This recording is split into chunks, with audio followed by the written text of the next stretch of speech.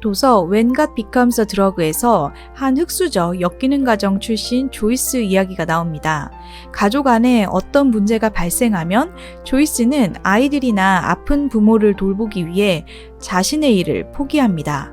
조이스는 자신의 창의적인 에너지를 주로 교회에서 봉사활동에 소비합니다. 조이스는 모든 사람들이 위급한 상황에서 저 사람은 해낼 거야 라고 기대하고 의지하는 사람입니다. 조이스는 자신의 삶이 얼마나 불만족스러운지 스스로 깨닫지 못하기 위해 거의 정신없이 바쁘게 지냅니다. 일 중독과 완벽주의의 뒤에 자신의 고통스러운 감정을 감춥니다. 오늘은 왜 영웅은 일 중독에 빠지는지에 대해 이야기를 나눠보겠습니다. 엮이는 가정 안에서의 영웅은 가족이 정상적으로 보이도록 문제없는 사람들로 보이도록 노력하는 사람입니다. 골든차일드는 나르시시스트 부모가 자신의 연장선으로 선택한 자녀로 부모의 못 이룬 성취와 야망을 대신 이루어주는 존재입니다. 영웅과 골든차일드의 정의는 다르지만 나르시시스트 부모를 둔 골든차일드는 엮이는 가족의 영웅 역할을 동시에 수행하게 됩니다. 왜냐하면 골든차일드와 영웅은 보통 가정에서 출생 순위로는 첫째가, 성별로는 아들이 그 역할을 맡게 되는 경향이 있고요. 모두가 높은 성취나 성과를 보여주기 위해 노력하는 위치이기 때문입니다. 그래서 엮이는 가정에서 영웅 역할만 맡은 사람도 있을 것이고, 나르시시스트 부모를 둔 엮이는 가정에서 영웅과 골든차일드 역할을 모두 맡은 사람도 있을 것입니다. 영웅과 골든차일드는 모두 일중독이라는 어려움을 가지고 있습니다. 이 영상에서는 영웅과 골든차일드 모두에게 해당될 수 있는 워커홀릭과 번아웃에 대해 이야기해보려고 합니다. 영웅과 골든차일드는 종종 낮은 자존감을 보여줍니다. 자신의 가치를 증명해 보이려고 하지만 만약 자신의 가치를 입증하거나 승인받는 데 실패한다면 스스로를 원망하기도 하고 과도한 실패감을 느낍니다. 일 중독은 주로 영웅 골든차일드가 성취를 만들면 부모에게 사랑과 애정이라는 보상을 받았던 양육 방식에서 비롯됩니다. 즉, 사랑을 받기 위해서는 열심히 성취를 만들어내는 것이라는 생각을 갖게 되죠. 워라벨은 영웅과 전혀 어울리는 말이 아닙니다. 부모로부터 높은 기대감을 받고 가족을 제대로 굴러가게 해야 한다는 삶의 무게는 큰 스트레스가 됩니다. 더군다나 영웅은 실패에 대한 두려움까지 있습니다. 그런 스트레스는 과식을 하거나 중독으로 이어질 수 있는데요. 영웅 골든차일드는 일에 중독되거나 높은 업무 추진력으로 일에 푹 빠지는 선택을 하기도 합니다. 이제 잠시 멈추고 나를 이해하는 시간을 가져보세요 라는 저의 제안을 들으면 영웅분들은 이런 선택을 하곤 합니다.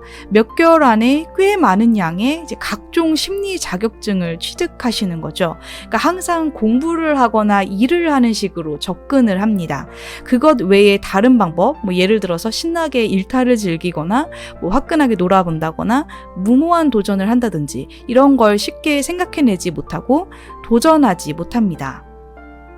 소설 어린 왕자에서 어린 왕자는 한 별에서 알코올 중독자를 만납니다. 여기서 뭐 하고 있어요?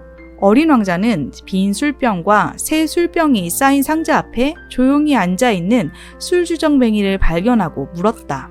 술을 마시고 있다. 술주정뱅이가 침울한 표정으로 대답했다. 술을 왜 마셔요? 잊으려고. 뭘 잊어요? 어린 왕자는 이미 마음으로 그를 동정하면서 물었다. 내가 부끄럽다는 사실. 술주정뱅이는 고개를 숙이며 고백했다. 뭐가 부끄러운데요? 어린 왕자는 간절히 그를 구해주고 싶다는 생각을 하며 자세히 물었다. 술을 마시는 게 부끄럽지. 술주정뱅이는 단호한 침묵 속으로 들어가 나오지 않았다. 어린 왕자는 당황해서 그곳을 떠나야 했다. 어른들은 진짜 이상하구나. 어린 왕자는 여행 내내 속으로 생각했다. 술을 마시는 자신의 모습을 잊기 위해 술을 마시는 이상한 어른을 만난 어린 왕자는 우울해졌습니다. 스스로의 감정을 직면하지 않고 속이기 위해 끊임없이 바쁘게 만드는 조이스와 비슷하지 않나요? 영웅 골든차일드로 성장하여 자주 번아웃 증후군에 빠지는 분들이라면 내가 영웅 또는 골든차일드로 성장하였다는 배경을 인지하고 받아들여야 합니다. 전문 상담사와의 상담은 큰 도움이 되겠죠.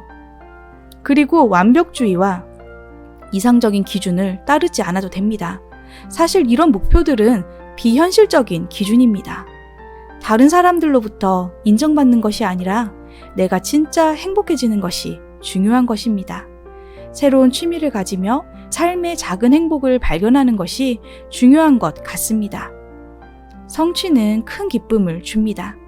하지만 안타깝게도 이렇게 일로 느낄 수 있는 행복은 복권과 같아서 자주 느끼기에는 쉽지 않습니다.